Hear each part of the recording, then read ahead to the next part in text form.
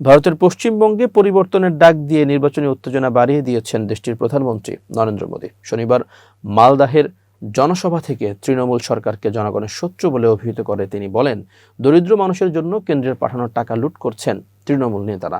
মোদী ঘোষণা করেন, এখন সময় এসেছে এই নিষ্ঠুর সরকারকে বিদায় জানানোর বাংলায় সুশাসন প্রতিষ্ঠা করার। জনসভায় তিনি বলেন, আমি বলবো পাল্টানো দরকার, আর আপনারা বলবেন চাই বিজেপি সরকার। উপস্থিত জনতা চিৎকার করে বলে তার কথায় সায় দেয়। মোদী দাবি করেন, 2047 সালের মধ্যে ভারতকে একটি উন্নত দেশ হিসেবে গড়ে তোলার যে লক্ষ্য, তার জন্য বাংলায় সুশাসন অত্যন্ত জরুরি। তিনি বিহার, ওড়িশা ও ত্রিপুরার উদাহরণ টেনে বলেন, এবার বাংলার মানুষ বিজেপিকে বিপুল সংখ্যাগরিষ্ঠতা দেবে। মহারাষ্ট্রের পৌরসভা নির্বাচনের ফলাফলকে ঐতিহাসিক আখ্যা দিয়ে মোদী বলেন, মুম্বাইয়ের মানুষ বিজেপির উপর আস্থা রেখেছেন। কেরালাতেও আমরা তিরুবনন্তপুরমের প্রথম মেয়র পেয়েছি। এটি প্রমাণ করে যে জেন জি বা তরুণ প্রজন্ম বিজেপির উন্নয়নের মডেলে বিশ্বাসী।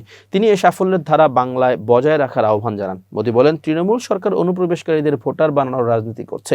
বিজেপি সরকার গঠন করলে অনুপ্রবেশকারীদের চিহ্নিত করে কড়া ব্যবস্থা নেওয়া হবে।